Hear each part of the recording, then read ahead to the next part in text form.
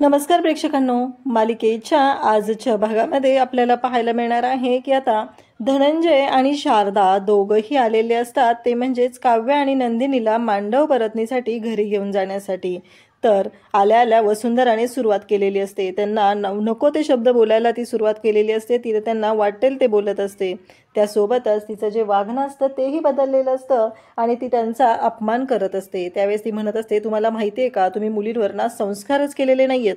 तुमच्या मुलींना जराही अक्कल नाही आहे. कशा पद्धतीनं वागायचं असतं, कशा पद्धतीनं बोलायचं असतं, मोठ्यांचा मान कसा राखायचा असतो, कोणत्याच गोष्टीबद्दल त्यांना जराही काहीही माहिती नाही. हे सगळं ती बोलत असते. तेव्हा मात्र काव्याला खूप राग आलेला असतो. कारण ती काव्याबद्दल सांगत असते. ती म्हणत असते की काव्या जेव्हा माप ओलांडायला तिला सांगितलं घरातलं, तेव्हा तर तिने ते माप फुटबॉलसारखं अगदी उधळून लावलं. हे संस्कार आहेत का? आणि कुठलीही गोष्ट ऐकायची नाही, मोठ्यांचा अपमान करायचा, उद्धटपणे बोलायचं, हे सगळं तुमच्या मुली करत आहेत. हे सगळं बोललं जात असतं. तेव्हा मात्र काव्याला खूप राग आलेला असतो आणि मग काव्या खूप चिडचिड करत असते. पण नंदिनी तिला मात्र समजून घेत असते, तिला शांत करत असते. परंतु हे वसुंधराचं बोलणं काही थांबत नसतं. वसुंधरा फक्त बोलतच असते. ती म्हणत असते की ना कोणती रीत पाळली आहे, ना कोणते खेळ खेळलेले आहेत. तिला फक्त तिच्या म्हणण्याप्रमाणे वागायचं असतं, तिच्या म्हणण्याप्रमाणे बोलायचं असतं. घरातले काय सांगत आहेत, थोरा मोठ्यांचा आदर करायचा, या गोष्टी तिला माहीतच नाहीत. हे सगळं बोललं जात असतं. तेव्हा मात्र इकडे आता नंदिनी त्याचबरोबर काव्या या दोघींनाही खूप राग आलेला असतो. तरीही त्या दोघी जणी शांत राहतात. कारण आत्ता आपल्या आईबाबांचा अपमान होतोय हे माहिती आहे, पण आत्ता जर आपण काही बोललो तर त्यांना जास्त ऐकून घ्यावं लागेल हे नंदिनीला माहिती असतं. म्हणूनच नंदिनी शांतपणे ह्या सर्व गोष्टी हँडल करायचा प्रयत्न करत असते. त्यासोबतच आपल्याला पाहायला मिळतं, रम्या तिथं गोड बोलत म्हणत असते की अगं आई, बास ना, किती बोलशील तू त्यांना, असं नको करत जाऊ, असं मुद्दामच बोलत असते. कारण त्यांच्या दोघींचं ठरलेलं असतं, एकीने साखरेसारखं वागायचं आणि दुसरीने मिरचीसारखं, आणि त्याच पद्धतीनं दोघीही करत असतात आणि वाटेल ते शब्द बोलत असतात. त्यासोबतच आपल्याला पाहायला मिळतं की जेव्हा या सर्व गोष्टी कळत असतात तेव्हा मात्र तेवढ्यात मानिनी आणि धनंजय तिथं आलेले असतात. जेव्हा मानिनी आणि धनंजय तिथे येऊन पोहोचलेले असतात तेव्हा मात्र इकडे पाहायला मिळतं की काहीही झालं तरीही आत्ता मात्र वसुंधरा शांत राहते. कारण त्यांच्यासमोर तिला आता शांत राहून सगळ्यांना दाखवून द्यायचं असतं की ती किती चांगली आहे आणि म्हणूनच ती शांत राहिलेली असते. त्यासोबतच इकडे पाहायला मिळतं की मानिनी आल्याला नमस्कार करते. धनंजय आणि विक्रम दोघंही एकमेकांना तिथे भेटतात. कारण त्यांच्या दोघांची जी मैत्री आहे ती किती चांगली आहे हे आपल्याला माहितीच आहे. विक्रम पण धनंजयला नमस्कार करतो. हे दोघांचं चाललेलं असतं. त्याचबरोबर मग आता वसुंधरा म्हणते की अरे मुलांनो, तुमचे सासरे आलेले आहेत, सासूबाई आलेले आहेत, त्यांना नमस्कार करा बरं, तुम्ही पाया पडा त्यांच्या, असं सांगितलं जात असतं. तेव्हा मात्र मानिनी शांत असते. कारण मानिनीला माहिती असतं की ह्या बोलण्यामुळे ही मुलं दुखावली जाणार आहेत. तेव्हा मानिनी शांत राहते. तरीही वसुंधराचं काही थांबत नसतं.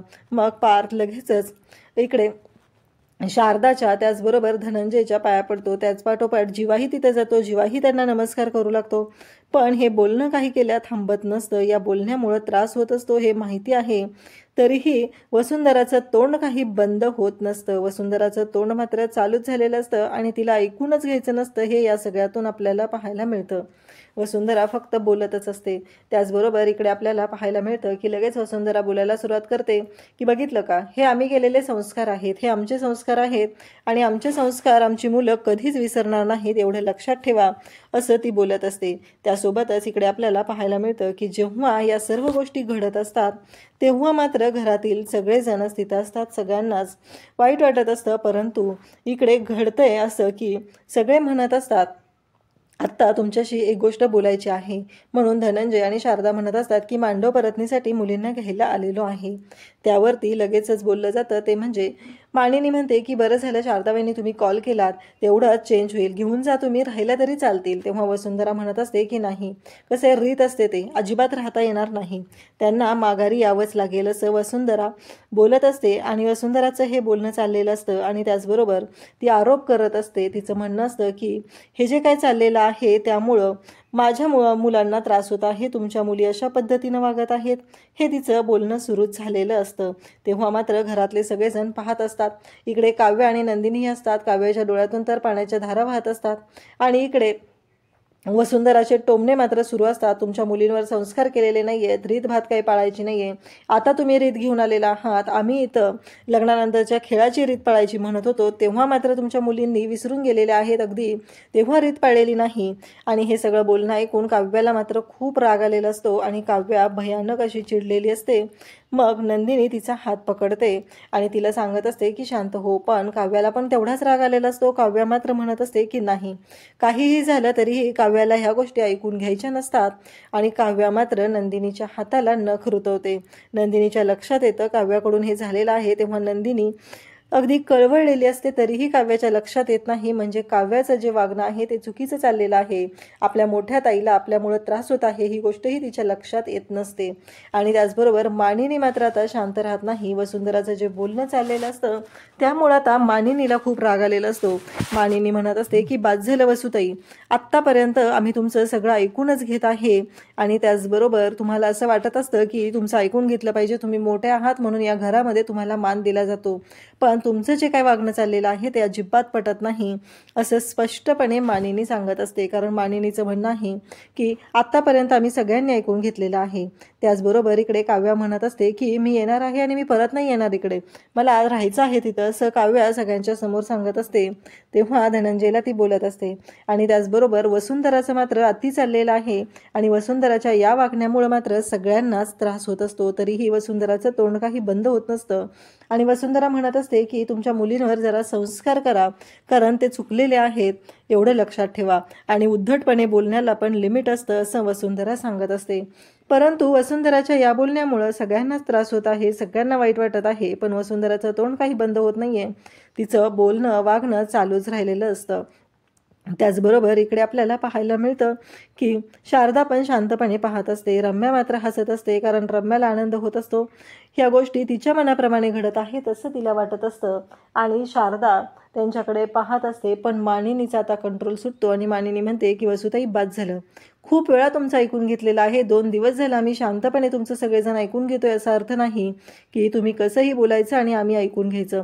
यापुढे आता तुम्ही बोलायचं नाही, एवढं लक्षात ठेवा. कारण तुमच्या बोलण्यामुळे इथे जर कोणाला त्रास होत असेल तर तुम्हाला शांत राहणं गरजेचं आहे, असं ती बोलत असते. कारण आत्तापर्यंत तुमच्या सर्व गोष्टी आम्ही शांतपणे ऐकून घेतलेल्या आहेत, त्यामुळं यानंतर तुमच्या कोणत्याही गोष्टी ऐकून घेतल्या जाणार नाहीत. आणि तुम्ही घरातल्या मोठ्या आहात त्यासाठी मी तुमची माफी मागते, पण आता मी जे काय बोललेले आहे त्यासाठी मी तुमची माफी मागत नाही, असं म्हणत वसुंधराचं तोंड एका शब्दात मानिनीनं बंद केलेलं असतं. आणि मानिनीनं तिला दाखवून दिलेलं असतं की तिचं चुकत आहे, त्या चुकांची तिला जाणीव झालीच पाहिजे, असं मानिनी वागलेली असते. परंतु घडतंय मात्र वेगळंच. कारण वसुंधराचं जे वागणं असतं ते मुद्दाम असतं, जे जाणून बुजून असतं, हे मात्र काव्याच्या लक्षात आलेलं असतं. त्याचबरोबर जीवा आणि पार्थ या दोघांच्याही लक्षात आलेलं असतं. त्याचबरोबर असं ठरलेलं असतं की धनंजय म्हणतो की आम्ही आत्ता घेऊन जातो, संध्याकाळी तुम्ही जावई बापूंना पण पाठवा, म्हणजे आम्हालाही त्यांचं आदरातिथ्य करता येईल. हे ऐकून जीवा आणि पार्थ म्हणत असतात की त्याची काही गरज नाही आहे. तेव्हा लगेचच पुन्हा वसुंधरा बोलायला सुरुवात होते. वसुंधरा म्हणते की मला ना असं वाटत आहे की आता ते काय आपल्या मुलांचं हे करणार आहेत पाहुणचार, तिथं काय असणार आहे डायनिंग टेबलवर फक्त स्मशान शांतता, कशासाठी? तेव्हा विक्रम आणि मानिनी सांगतात की हो ते दोघंही येतील, नका काळजी करू तुम्ही, असं सांगत असतात. आणि मग जीवा आणि पार्थ या दोघांचीही समजूत घालत असतात. त्याचवेळी मानिनी येते, शारदाला हळदी कुंकू लावते. त्यानंतर नंदिनी आणि काव्या या दोघींनाही हळदी कुंकू लावते. दोघीही निघालेले असतात आणि त्यांचे आईबाबा त्यांना नेला आलेले आहेत. या गोष्टीचा आनंद तर झालेला असतोच, पण इकडे काव्याला मात्र डोक्यात वेगळंच काहीतरी शिजत असतं काव्याच्या डोक्यात. कारण काव्याला असं वाटत असतं की आपण आता इकडे माघारीच परतायचं नाही, असा प्लॅन काव्याचा सुरू झालेला असतो आणि काव्या सगळ्याच्या आधी निघालेली असते. त्याचबरोबर इकडे मानिनी मात्र नंदिनीला समजवत असते, शांतपणे तिच्याशी बोलत असते. त्यासोबतच इकडे पाहायला मिळतं की पार्थ आणि जीवाला पण समजवलं जातं की तुम्हाला जावं लागेल. इकडे लगेचच बोलत असते ती म्हणजेच वसुंधरा, काय गरज आहे त्यांनी जायची? पार्थ म्हणत असतो की आई किती अवघडलेपणा आहे, नक्की काय करायचं तिथे जाऊन सांग बरं तू, हे सगळं अशा पद्धतीनं घडलेलं आहे. तेव्हा मानिनी म्हणत असते अरे पार्थ, त्यांनी त्यांच्या बाजूने एक पाऊल टाकलेलं आहे, मग आपण आपल्या बाजूने पुढचं पाऊल टाकायला नको का? आणि जीवा आणि पार्थला ती समजवत असते. जीवा आणि पार्थ शेवटी तयार होतात जायला आणि आपल्या आईचं बोलणं ते दोघंही ऐकून घेतात आणि आईनं जे काय सांगितलेलं आहे ते ऐकून या सगळ्या गोष्टींचा ते स्वीकार करतात.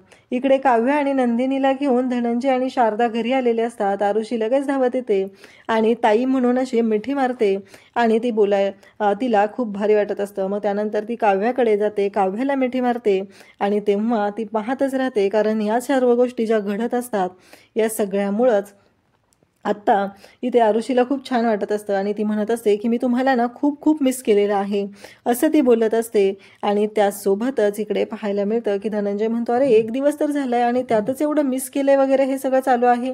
तेव्हा आरुषी म्हणते, 1 दिवस पण मला ना 1 महिन्यासारखा वाटायला लागलेला आहे. काव्या मात्र पुढे जाते आणि म्हणत असते की आत्ता मला माझ्या घरात आल्यासारखं वाटायला लागलेलं आहे, आत्ता कुठं मला सुखावल्यासारखं वाटायला लागलेलं आहे. हे सगळं काव्याचं बोलणं सुरू झालेलं असतं. काव्या म्हणत असते की मला ना आत्ता बरं वाटत आहे. काव्याला या सर्व गोष्टींचा आत्ता आनंद होत असतो, कारण ती म्हणत असते की आता मी माझ्या घरी आलेली आहे, मला माझ्या घरी आल्याचं सुख अनुभवता येत आहे. आता इथे मला कोणी इथून हलवणार नाही किंवा मला इथून कोणी उठवणार नाही, असं काव्याचं बोलणं चाललेलं असतं. कारण काव्याला या सर्व गोष्टींचा त्रासच होत असतो तेवढा, म्हणूनच काव्या या पद्धतीने बोलत असते. त्यासोबतच इकडे पाहायला मिळतं की इकडे लगेचच चारू बोलत असते की आज सगळं जेवण जे बनवायचं आहे ना ते आपण काव्याच्या आवडीचं बनवूया आणि काव्याला काय हवं नको ते पाहूया, असं ती सांगत असते. आणि त्यासोबतच काव्याच्या आवडीचं आईस्क्रीम मागूया आपण तिच्या आवडत्या त्या आईस्क्रीम पार्लरमधून. तेव्हा काव्या म्हणत असते की या घरात आहे का कोणाला कदर, मला काय आवडतं काही नाही आवडत ह्या कोणत्या गोष्टींची, हे सगळं ती बोलत असते. आणि तेव्हा मात्र तिथे जाते, पाणी घेते स्वतःच्या हाताने आणि पाणी प्यायला सुरुवात करते आणि म्हणते की आता मला वाटत आहे की मी जे काय करत आहे हे माझ्या घरात आलेले आहे, हे माझ्या हक्काचं आहे. तेव्हा नंदिनी मग सांगू लागते की आई कितीही काहीही झालं, माहेर सासर कितीही चांगलं असलं तरीही त्याला माहेरची ऊब कधीच मिळत नाही, कारण तिथे नेहमी जाणवत राहतं की हे आपलं नाही आहे आणि तिथे कुठंतरी परकेपणा जाणवत असतो, असं ती बोलत असते. आणि मग लगेचच धनंजय म्हणत असतो की तुम्ही दोघीजणी फ्रेश व्हा आणि रिलॅक्स व्हा. तेव्हा इकडे आरू म्हणत असते की तुम्ही दोघी आराम करा, मी आज आईला मदत करते. तेव्हा नंदिनी म्हणत असते, एका दिवसात एवढा बदल झालेला आहे, नाही नाही आई एकटी तू काही करू नको, मी आणि काव्या आहोत ना तुझ्या मदतीला. काव्या म्हणत असते की मी काहीही करणार नाही, 2 दिवस झालं मी झोपलेली नाहीये, मला शांतपणे झोपायचं आहे, असं काव्याचं म्हणणं असतं. आणि काव्या मग सांगत असते. तेव्हा मात्र सगळेजण पाहत असतात. इकडे नंदिनी इकडे शारदा आणि धनंजयच्या लक्षात आलेलं असतं की काव्याचं काहीतरी बिनसलेलं आहे. काव्या मात्र तिथं असते. धनंजय जातो, तिच्या डोक्यावर हात ठेवतो आणि म्हणतो की बाळा शांत हो, मला माहिती आहे की हे सगळं निभावणं खूप अवघड जात आहे, परंतु कुठंतरी या गोष्टींचा विचार कर, असं काव्याला तो सांगत आहे. परंतु काव्याला मात्र शांत व्हायचंच नाही आहे, गोष्टी हँडल करायच्याच नाही आहेत, त्या समजून घ्यायच्याच नाही आहेत, हे काव्याचं वागणं चाललेलं आहे. नंदिनी मात्र शांतपणे सर्व गोष्टी हँडल करत असते, सर्व गोष्टी सांभाळून घेत असते, हे सगळं नंदिनीचं चाललेलं असतं. त्यासोबतच आपल्याला पाहायला मिळतं की इकडे श्रेया फोटोचा अल्बम आलेला असतो आणि फोटोंचा अल्बम घेऊन आता ती इकडे रम्याच्या रूममध्ये आलेली असते आणि रम्याला सांगत असते, हे बघ जीवादादा आणि त्याचबरोबर पार्थदादाच्या लग्नाचे फोटो आलेले आहेत, असं ती सांगत असते. आणि तेव्हा मात्र जेव्हा ते फोटो ती बघायला रम्यासोबत सुरुवात करते आणि मग दोघीजणी फोटो बघत असतात, तेव्हा ती म्हणत असते, बघ जीवा आणि नंदिनी वहिनी किती, जीवादादा आणि नंदिनी वहिनीची जोडी किती छान दिसते, पण थोडीशी स्माईल असायला पाहिजे होती ना गं त्याच्या दोघांच्याही चेहऱ्यावरती, मग छान वाटलं असतं. रम्या मात्र ते फोटो बघत असते आणि त्यानंतर पेज पलटल्यावर पुढचा फोटो आलेला असतो, तो म्हणजेच काव्या आणि पार्थचा फोटो बघितल्यावर इकडे लगेचच श्रेया म्हणायला सुरुवात करते की बघितलं ना पारदादा आणि काव्या वहिनी पण छान दिसते ना गं, खरंच जोडा खूप छान दिसतोय. आणि त्या क्षणी रम्याला खूप राग येतो, रम्याला ही गोष्ट पटतच नाहीये. रम्याचं असं म्हणणं असतं की याच्याबरोबर का जोडी. आणि मग ती श्रेयाला म्हणते की श्रेया तो अल्बम इथे ठेव आणि जातो. श्रेयाला तिथून पाठवते, कपाटातली कात्री घेते, त्यातला तो फोटो काढते आणि जिथे काव्य आणि पारचा फोटो असतो त्यातलं काव्याचं तोंड कट करते कात्रीनं आणि तिथे स्वतःचं तोंड लावते आणि म्हणत असते की जगातली सगळ्यात चांगली जोडी म्हणजे ही आहे, परफेक्ट जोडी, असं म्हणत तिने त्या फोटोमध्ये स्वतःचा चेहरा आता तिथे ग्लूने चिटकवलेला आहे आणि ती म्हणत आहे की ही परफेक्ट जोडी आहे आणि हे सगळं परफेक्ट आहे. आणि ती खुश झालेली असते. ती म्हणत असते की पार्थसोबत कोणाचं लग्न होऊ शकेल तर ते फक्त आणि फक्त माझं आहे, पार्थ फक्त आणि फक्त माझा आहे, असं ती सांगत असते. आणि तिचं असं म्हणणं असतं की काहीही झालं तरीही पार्थ माझा आहे आणि पार्थला माझ्यापासून कोणीही हिरावून घेऊ शकत नाही, हे सगळं चाललेलं असतं. आणि त्यावेळेस ती खूपच खुश झालेली असते. रम्याच्या या स्वप्नांचा चुराडा लवकरच होणार असतो, पण तिला मात्र असं वाटत असतं की तिची स्वप्न ही तिच्यासाठी सर्व काही आहे.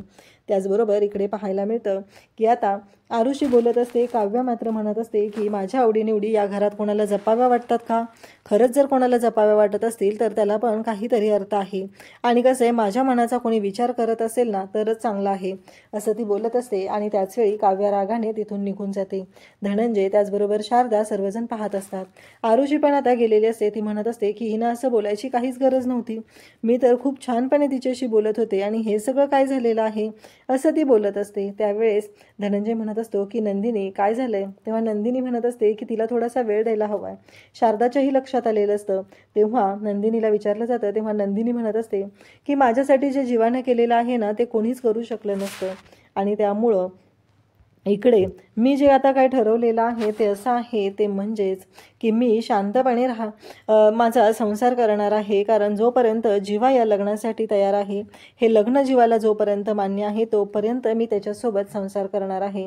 मी जीवाला कधीच सोडणार नाही, कारण त्याने माझा जो मान राखलेला आहे सर्वांच्या समोर, त्याने माझ्या बाबतीत जे केलेलं आहे ते माझ्यासाठी खूप मोठं आहे, असं नंदिनी सांगत असते. त्याचबरोबर नंदिनी म्हणत असते की काहीही झालं तरीही आत्ता सध्या माझ्यासाठी तेच महत्त्वाचं आहे आणि मला माझं हे लग्न आहे ते हवं आहे, ते टिकवायचं आहे, असं नंदिनीने ठरवलेलं असतं. तेव्हा धनंजय आणि शारदाला मात्र खूप छान वाटत असतं, कारण काव्याने पण या गोष्टीचा स्वीकार केला पाहिजे असं त्यांना वाटत असतं. पण त्यांना कुठं माहिती आहे काव्या या सर्व गोष्टींचा का स्वीकार करत नाहीये, ह्या सर्व गोष्टी काव्याला का समजून घ्यायच्या नाहीत, कारण त्याच्या मागे जे कारण आहे ते खूप मोठं आहे, त्याचा विचारही कोणी करू शकत नाही. इकडे धनंजय आणि शारदाला आपल्या नंदिनीच्या निर्णयामुळं खूपच आनंद झालेला असतो, बरं वाटलेलं असतं, कारण एका तरी मुलीने हे सगळं स्वीकारलेलं आहे. तेव्हा ती सांगत असते की मलाही हे स्वीकारणं अवघड जाते, पण मी फक्त एकच लक्षात घेत असते की आनंद निवासमध्ये माझ्याकडे अशा केसेस यायच्या तेव्हा मी त्या कशा पद्धतीने हँडल करायचे. नवरा दारू पिऊन येतो, नवरा असा वागतो, नवरा तसा बोलतो, हे सगळ्यांचं असायचं. परंतु मी त्यांना समजून सांगायचे की अगं असं नका करू, काहीतरी निर्णय त्याच्यासोबत कसं मिळवून घ्यायचं आहे, कसं जुळवून घ्यायचं आहे, हे मी त्यांना सांगायचे. आणि मी त्यात बायकांना माझ्या समोर ठेवते आणि माझी ही लढाई मी लढत आहे. म्हणजे आता नंदिनीने स्वतःला ह्या सगळ्यात कसं स्वतःची समजूत कशी घातलेली आहे, या सगळ्या गोष्टींचा अर्थ कसा करत आहे, ती कशा पद्धतीने या सर्व गोष्टी हँडल करत आहे, हे तिनं आपल्या आईबाबांना सांगितलेलं असतं. आणि आईबाबांनाही आपल्या नंदिनीच्या निर्णयामुळं मात्र छान वाटलेलं असतं. आईबाबाही तेवढेच खुश झालेले असतात आणि नंदिनीने जो निर्णय घेतलेला आहे त्यामुळं त्यांना समाधानही वाटत असतं. त्याचबरोबर इकडे शारदा आणि धनंजय आता नंदिनीच्या पाठीशी उभे आहेत. ते म्हणत असतात की समजूतदारपणा किती असावा आणि काय असावा हे तुझ्याकडे बघून कळत असतं, असं ते नंदिनीला सांगत असतात. तेव्हा नंदिनी मात्र त्यांच्याशी बोलत असते.